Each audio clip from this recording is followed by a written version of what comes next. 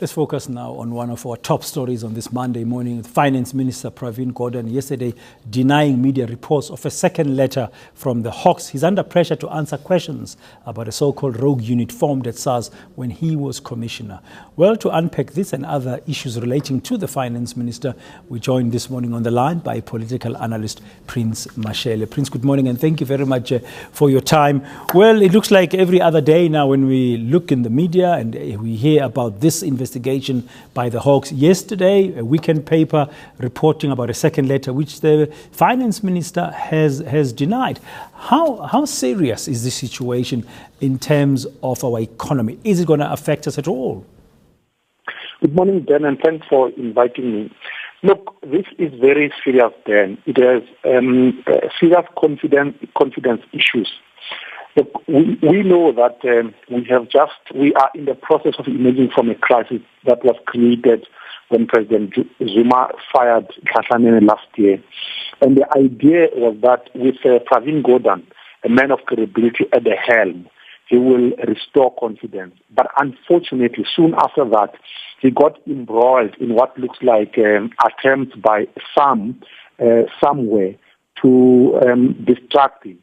So this investigation that is playing itself out in the media, it sends a clear message that Pravin Gordhan is not in charge, number one. Number two, there are people who do not want him to focus on the job. So it has very serious implications because he can't be able to convince the investor community that he is truly in charge. Now, if it's that serious in your view, shouldn't President Zuma intervene to resolve it as soon as possible? We've heard earlier reports saying that he doesn't want to interfere with an investigation by a law enforcement agency. Those are not the only reports then. The other reports are that he is at the center of this mess. There's Van Rooyen. He was working with forces outside the state who are trying to capture treasury. So if that is correct, it means that President Jacob Zuma, it's not in his interest to fix the mess. He does not want Pravin Gordhan to be fully in charge.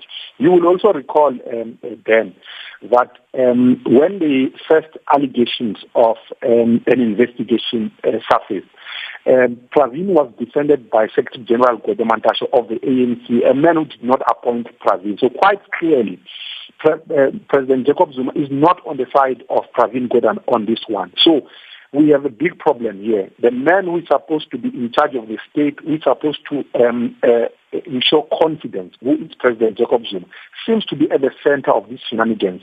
So there can't be stability in government, and in particular in the finance department.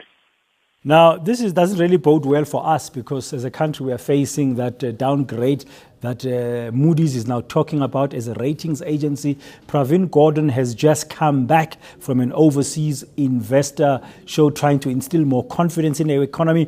And of course, there's that target that Tom Moyane and his team at SARS of 1 trillion, just over 1 trillion, that must be raised for the fiscus, which is also important for the economy.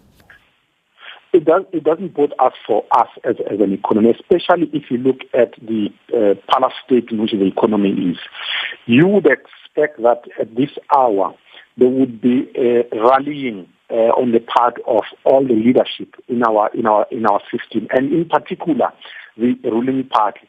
But it appears to me that the ruling party is so fractured that there is no one who can issue an authoritative instruction that this mess must be addressed once and for all.